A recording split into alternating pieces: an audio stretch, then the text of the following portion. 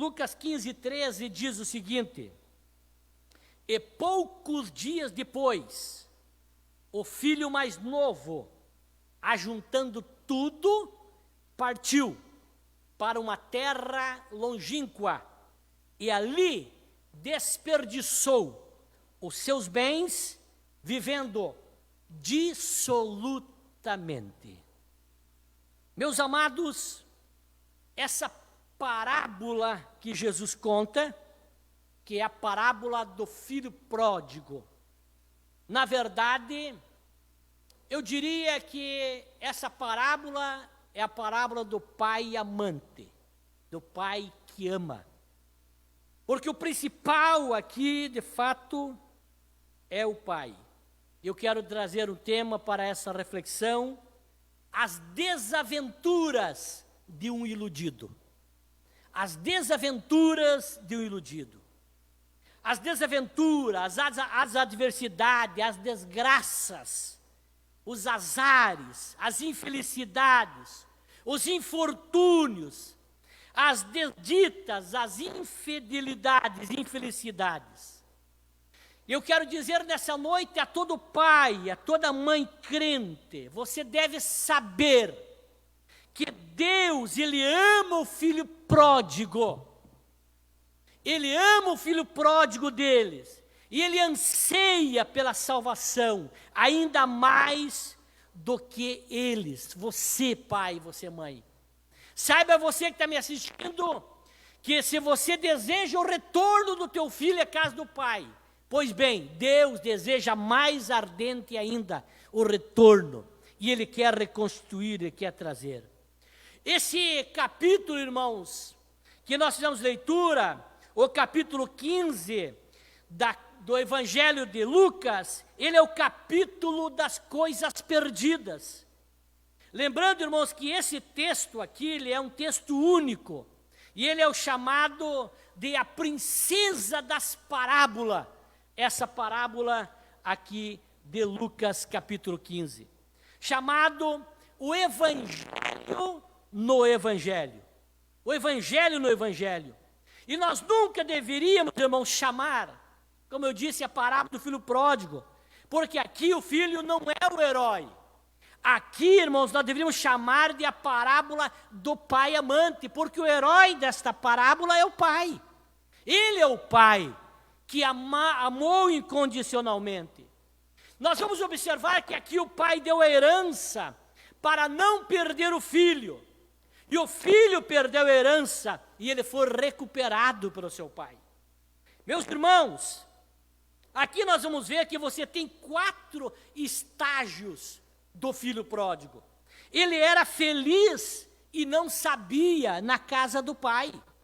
Ele era um infeliz e não sabia quando ele tem dinheiro e sofre a síndrome, da mariposa que é atraída pelas luzes. Terceira fase ou estágio do filho pródigo, ele era infeliz e sabe disso quando acaba o dinheiro dele. E o 4º estágio do filho pródigo, ele é feliz e sabe disso quando ele é restituído. São os 4 estágios do filho pródigo. E você, meu querido irmão, você vê aqui também os 5 estados do filho pródigo. Primeiro, ele é proprietário. Segundo, ele é pródigo. Terceiro, ele é miserável. Quarto, ele é penitente. Quinto, ele é restituído, ele é recuperado. São os estados do filho pródigo. E nós vamos ver, meus irmãos, nessa mensagem que eu quero iniciar hoje, não sei se eu consigo concluir, mas se eu não concluir, eu prometo para você, se Jesus não vir no próximo domingo, eu encerrar aqui no culto das 20. Mas se ele vir, glória a Deus, nós vamos conhecer lá no céu, e se essa história, essa parábola tem um filho pródigo, na realidade nós vamos conhecer lá os filhos pródigos que voltaram através da pregação dessa palavra. Nós vamos ver, irmãos, as ilusões de um desiludido versus a realidade de um restituído. As desilusões de um desiludido, as ilusões de um desiludido versus a realidade do restituído. Olhe bem, as 3 lições de um desiludido quero refletir com os irmãos. Mas antes quero convidar você, irmãos, a dar liberdade para Deus operar no nosso culto. Às vezes nós ficamos assim, um pouco preocupados porque é transmitido ao vivo, e às vezes ficamos até displicentes e achamos que não devemos estar adorando a Deus. Mas eu quero convidar você que veio na igreja essa noite para você adorar a Deus, de liberdade ao Espírito Santo de Deus. Aqui não é uma palestra, aqui não é uma reunião social, aqui um culto a Deus. Então adore a Deus, exalte a Deus, de liberdade ao Espírito Santo de Deus, para Ele falar aos nossos corações. É nós que fizemos o nosso culto ser melhor ou não. É nós que deixamos, é nós que damos o espaço para o Espírito Santo atuar, ou reduzimos o espaço. Eu quero dizer para você essa noite, diga para o Espírito Santo: você tem toda a liberdade para falar ao meu coração, renovar as minhas forças, e eu sair daqui cheio da tua presença e da tua graça. Amém? Deus me dê graça, o pulmão vai abrir hoje. Olhe bem, a primeira ilusão de um desiludido, a ilusão da falsa, da pseuda liberdade. A ilusão da falsa, da pseuda liberdade. Provérbios 14:12 vai dizer o seguinte: há um caminho que ao homem parece direito, mas o fim dele são os caminhos da morte. O filho pródigo tinha uma ilusão de uma falsa, de uma pseuda liberdade. Ele pensava que ser livre era sair da casa do pai e poder fazer tudo aquilo que desejava.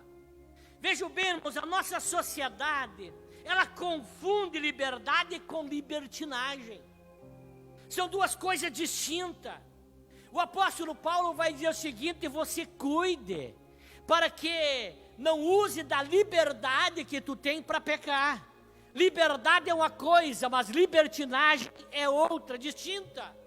Irmãos, onde, meus irmãos, ser livre é fazer o que quer. É esse o pensamento que a sociedade moderna pensa. É fazer aquilo que entende. Na verdade, isso eu chamo de autoilusão. Não é uma liberdade. Pensar desse modo, irmãos, é uma autossabotagem. Não é liberdade aquilo que acha que devemos fazer, tudo que pensamos, tudo que nós queremos. Eu sou um homem livre, irmãos, para conduzir o meu carro. Eu sou livre porque eu estou preso à lei de trânsito.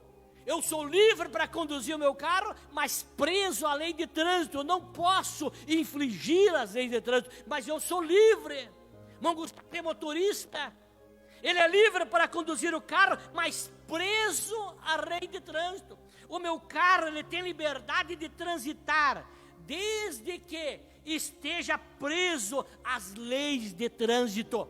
É isso que eu quero refletir com você. Logo, irmãos, a única maneira de estar livre é estar preso.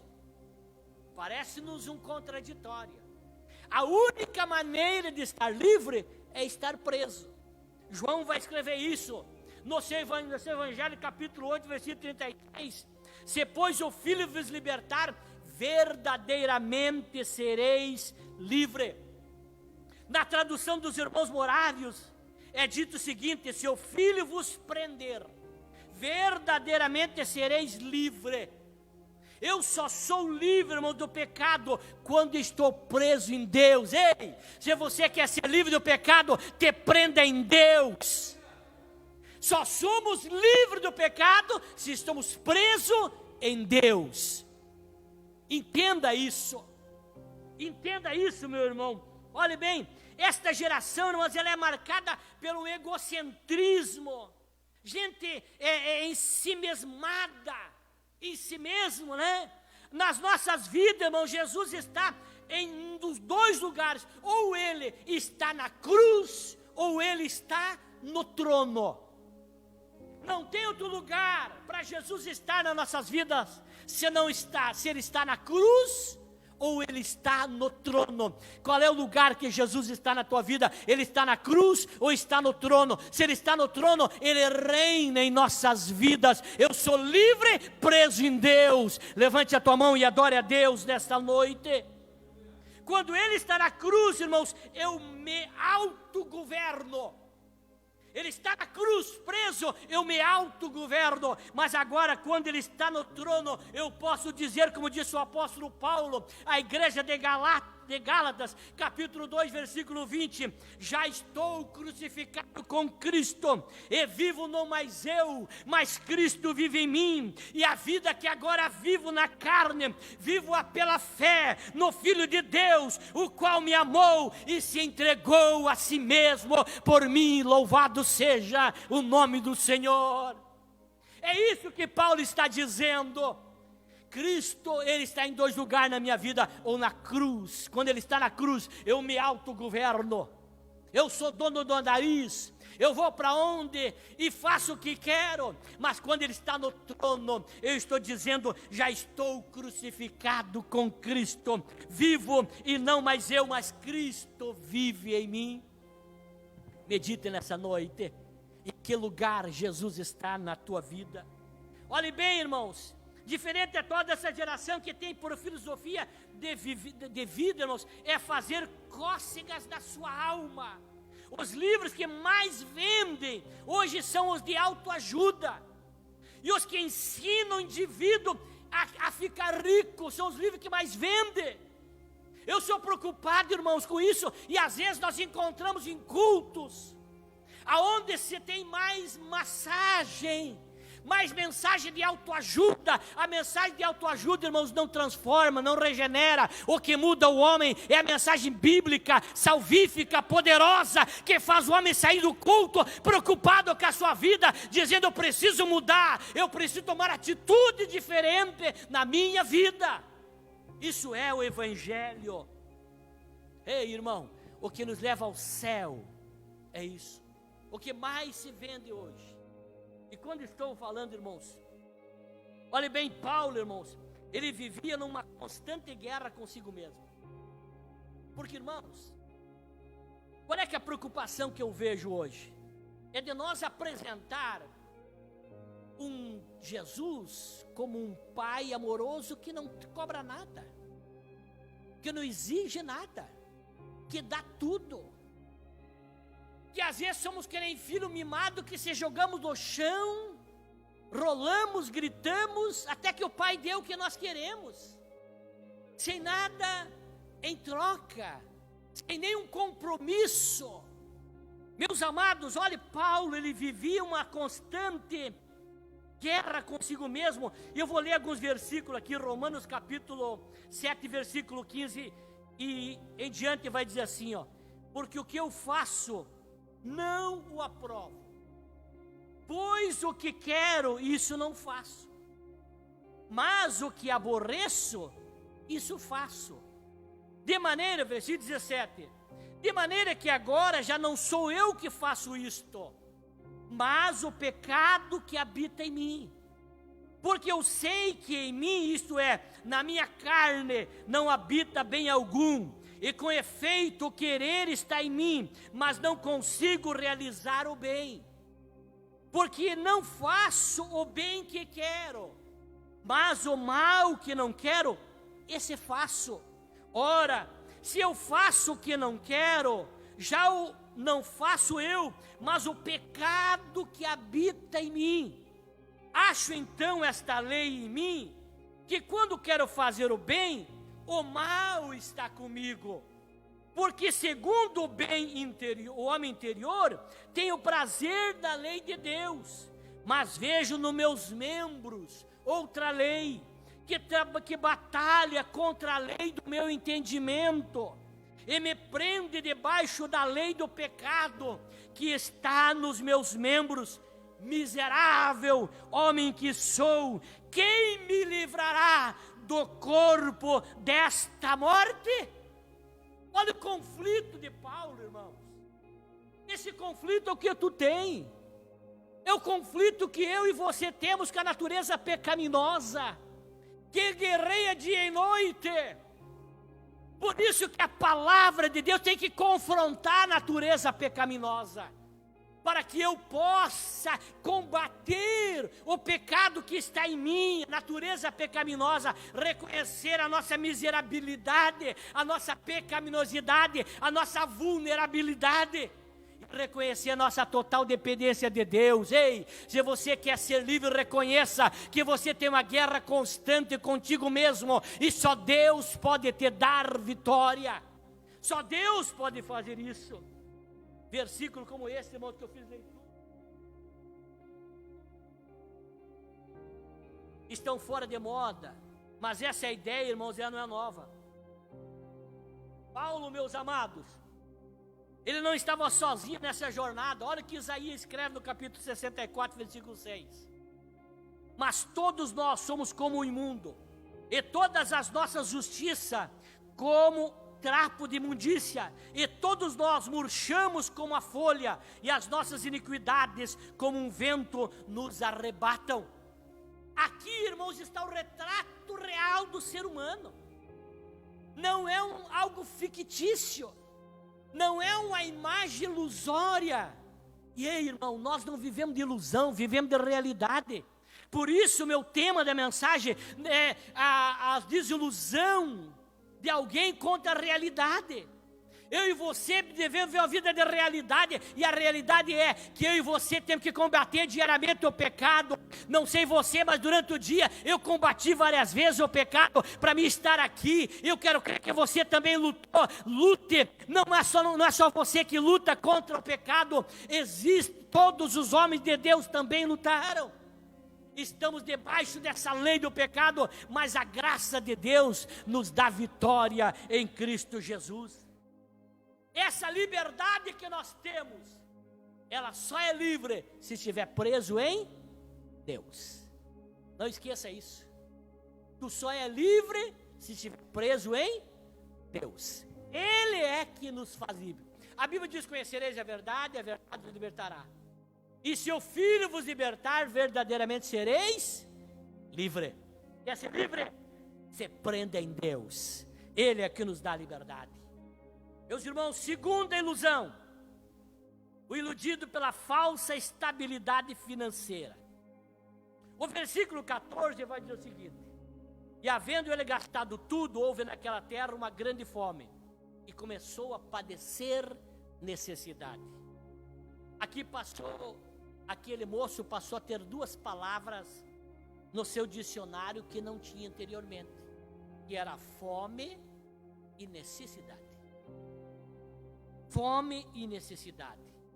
Versículo 17, capítulo 17 de Provérbios 1 diz assim: é melhor um bocado seco e com ele a tranquilidade do que a casa cheia de iguarias e com desavença. O Salmo 40, versículo 17, vai dizer o seguinte: mas eu sou pobre e necessitado, contudo o Senhor cuida de mim. Aquele moço não conhecia essas duas palavras, fome e necessidade, mas ele saiu da presença do Pai e passou a conhecer essas duas palavras. Deixou de confiar em Deus, que é o Pai, e passou a confiar no dinheiro. Há uma promessa, irmão, de provisão para o justo. Mas, irmãos, que a justiça, um filho despreza, irmãos, o pai, ele pode reclamar para si. Qual é a justiça? Qual é a justiça que esse moço podia reivindicar para si, se ele despreza o pai? O pai, nessa parábola, é Deus. Qual é a justiça que tu quer requisitar, que tu quer reivindicar para você, reclamar para você, se tu despreza o Pai?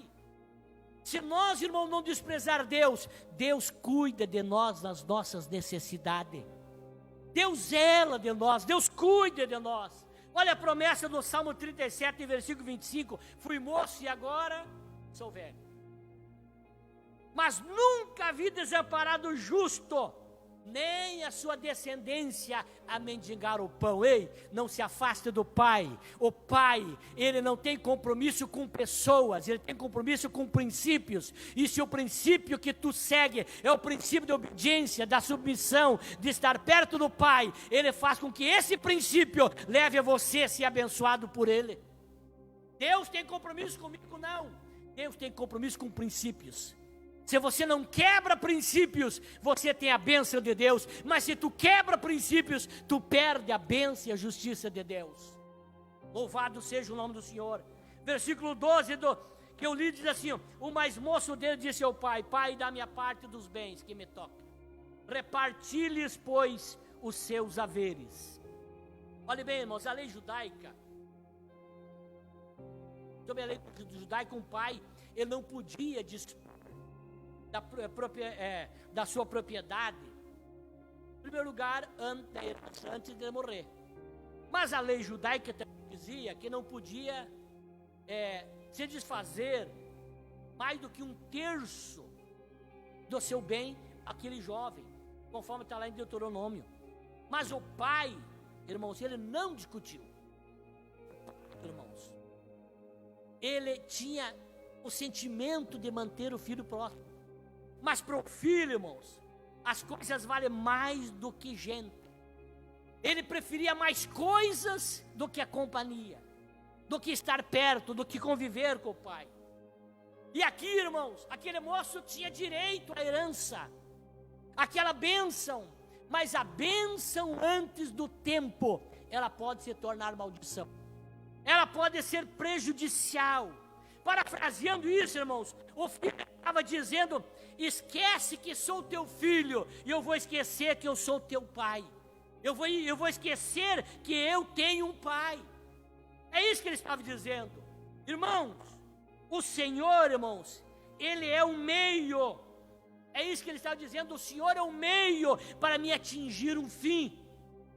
É o meio para me atingir um fim. Ele queria somente isso.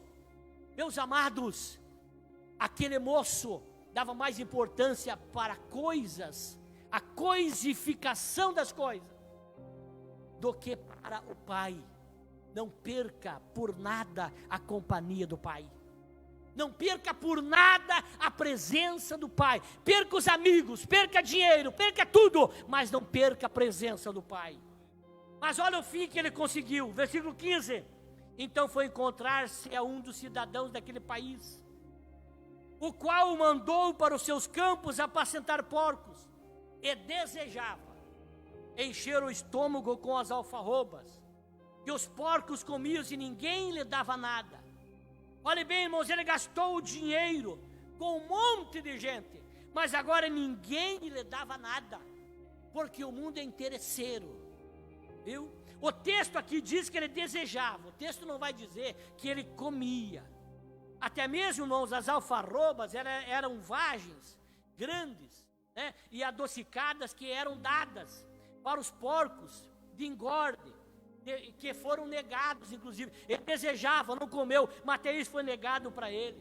Eu não estou dizendo, irmãos, aqui de modo nenhum, que o dinheiro é um mal em si mesmo, não. Não estou dizendo aqui que o dinheiro é um mal em si mesmo. Olha o que Paulo escreve na sua primeira carta a Timóteo 6:10. Porque o amor ao dinheiro é a raiz de todos os males. E na cobiça alguns se desviaram da fé e se transpassaram a si mesmo com muitas dores. O texto aqui, irmãos, ele não diz que a sabedoria popular ecoa de forma de coro, que diz o seguinte: o texto não vai dizer que o dinheiro é a raiz de todos os males, não. Porque as pessoas dizem que o dinheiro é a raiz de todos os males. Não é isso que o texto diz. O texto vai dizer que o amor ao dinheiro é a raiz de todos os males. O texto aqui é categórico, irmãos, que fala sobre o amor ao dinheiro. E nós, meus amados irmãos, esse moço amou mais o dinheiro do que a companhia do pai, a presença do pai. Jesus, irmãos, ele não reconheceu nenhum outro senhor a não ser o dinheiro. Sabia disso? Nenhum outro senhor Jesus reconheceu a não ser o dinheiro. Mateus 6:24. Ninguém pode servir a dois senhores, porque ou há de odiar um e amar o outro, ou se dedicará a um e desprezará o outro. Não pode servir a Deus e a Mamon. O único senhor que Jesus reconhece que também existe é o dinheiro. Eu quero dizer para os irmãos: o dinheiro em si não tem mal nenhum. Ele é neutro. Agora, ele é um ótimo servo, mas é um péssimo patrão. É um péssimo senhor. Não deixe te dominar por isso. Tem pessoas, irmão, que não conseguem ser fiel a Deus por causa do amor ao dinheiro. O problema, irmão, desse moço aqui era pensar que o seu dinheiro era um recurso infinito. Ele não entendia, irmãos, que infinito é um atributo dado a Deus. Só Deus tem esse atributo. Termina o dinheiro, termina tudo, mas Deus é infinito. Não confie no dinheiro, ele termina e ele não pode fazer tudo. Tem pessoas, irmãos, que morreram nessa pandemia, poderoso em dinheiro, e partiram para a eternidade. O dinheiro não pôde fazer nada, ele é finito. Mas Deus é Deus infinito. O problema desse moço, irmãos, não foi buscar a felicidade, mas foi buscar a felicidade no lugar errado e de maneira errada. É isso que esse moço fez. Interessante que eu vi um testemunho de alguém ontem que diz assim: eu levanto todo dia e oro dizendo: Deus, me ajuda eu ser feliz trabalhando. Fazer com que o trabalho seja felicidade para mim. Ou seja, irmãos, ninguém está impedido de buscar a felicidade, mas devemos buscar a felicidade no lugar e na forma certa. Não está errado o moço querer ser feliz, todos nós aqui. Só quem tem problema, só quem é masoquista, quem está doente psicologicamente quer ser infeliz. Todos nós queremos ser felizes, mas ei, a felicidade só existe uma completa, é em Deus. O mundo, irmãos, tem muito a oferecer, é verdade. Mas será, irmãos, que compensa sacrificar aquelas coisas que de fato proporcionam a felicidade duradoura? Em troca, irmão, de prazeres e riquezas que tem um prazo de validade, será que vale a pena? Vale a pena trocar os prazeres e a felicidade duradoura, perene, permanente, para aquilo que é transitório, passageiro? Não vale a pena. Não vale a pena. Deus é o Deus que faz e nós sermos felizes permanentemente. Foi a primeira proposta, irmão, de Satanás a Jesus. Sabe o que ele fez? Ele transforma essas pedras, que é algo permanente, em pão, que é algo passageiro.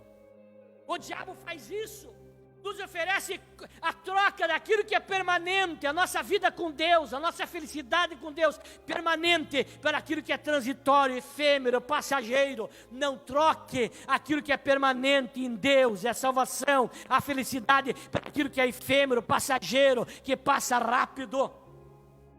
Como diz, irmãos, aquela legendária frase de Agostinho de Hipona: Senhor, Tu nos criaste para Ti, a nossa alma não achará paz até que descanse em Ti.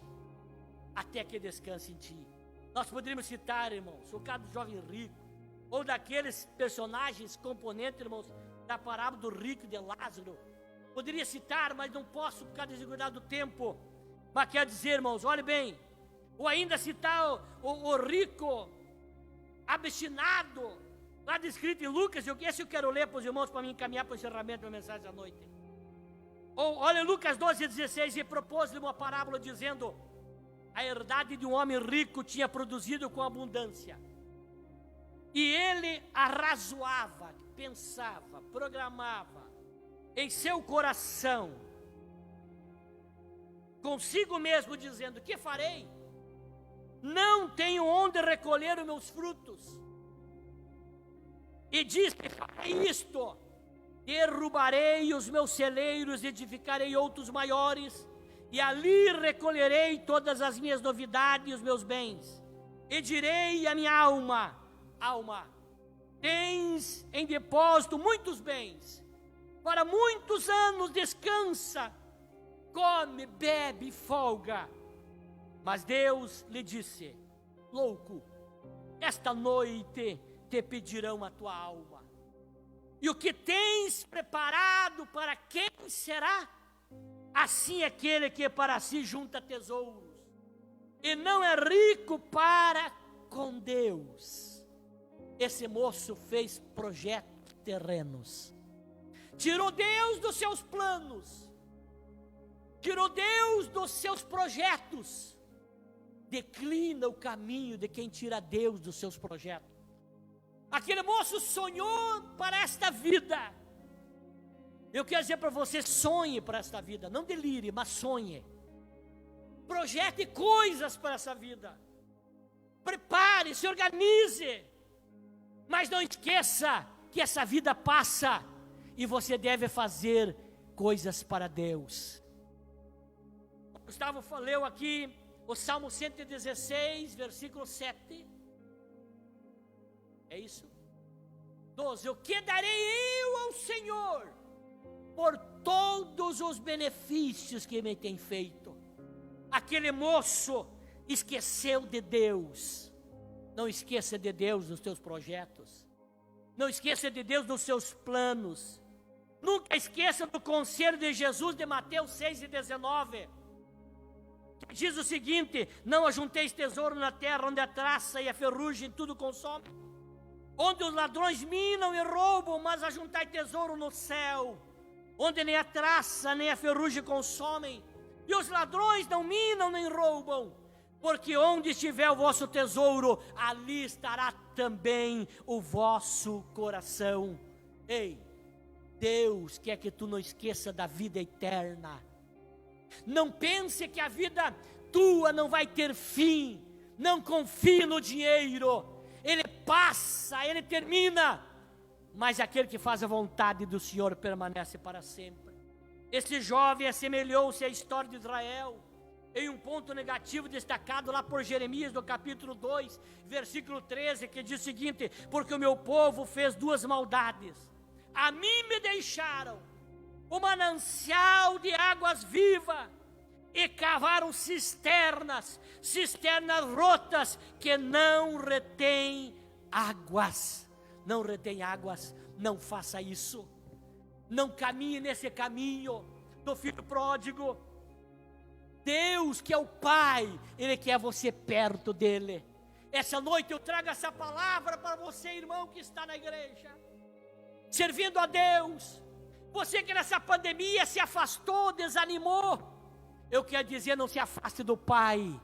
O fim é trágico, mas hoje é um dia de vitória, hoje é um dia de bênção para você. Você coloca em pé, eu quero orar contigo. Eu quero ministrar, se possível, no próximo domingo, permitindo Deus, sobre a ilusão das falsas amizades. E também quero estar falando, se assim Deus permitir, sobre a realidade do afastamento do Pai, a realidade do restituído. Deus tem a palavra no teu coração.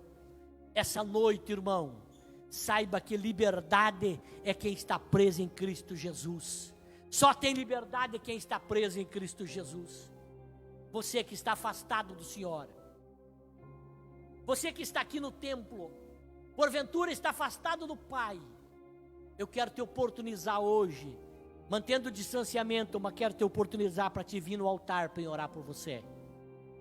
Se você deseja oração, você que está afastado do Pai, a circunstância da vida te levou você a se afastar. Hoje Deus quer que tu volte ao Pai. Ele tem perdão para você. Ele quer viver um relacionamento íntimo contigo. Não tem ninguém aqui no templo? Se tem, eu quero orar por você aqui no altar. Mas você que está me assistindo em casa, afastado de Deus, Deus tem perdão para você. Deus quer fazer com que você esteja na casa do Pai, servindo o Pai. Deus tem uma bênção para a tua vida. Quero convidar o pastor Gilmar a passar aqui. Ele vai estar orando por nós, rogando a bênção do Senhor sobre cada irmão e cada irmã. E vamos...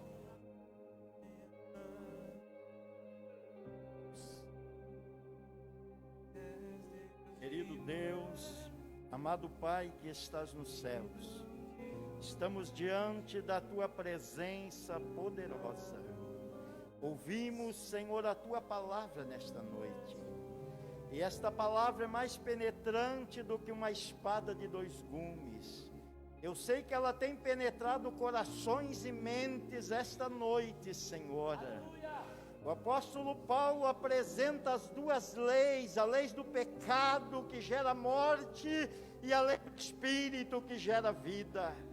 Deus, talvez alguém que está ouvindo esta palavra esta noite, deu lugar à voz do pecado, da lei do pecado, mas em nome de Jesus Cristo, papai, venha libertar esta noite, em nome de Jesus Cristo, venha transformar esta noite, em nome de Jesus Cristo, Deus, envia, Senhor, a lei da vida, a lei do Espírito, até esta pessoa, Senhor, acolhe em teus braços nesta hora, aquele, Senhor, que virou as costas para a tua palavra, aquele que olhou para o lado, Senhor, sem perceber que saiu, que desvirtuou do caminho, em nome de Jesus Cristo, Pai, nós apresentamos a Ti, pedimos resgate, resgata esta vida, resgata esta família, resgata este lar, Pai, e glorifica o Teu nome, Deus de poder e glória. Olha, Senhor, para os nossos irmãos, olha para aquele que está enfermo nesta hora, ministra a cura, ministra a vitória, repreende todo mal, repreende toda moléstia, repreende toda enfermidade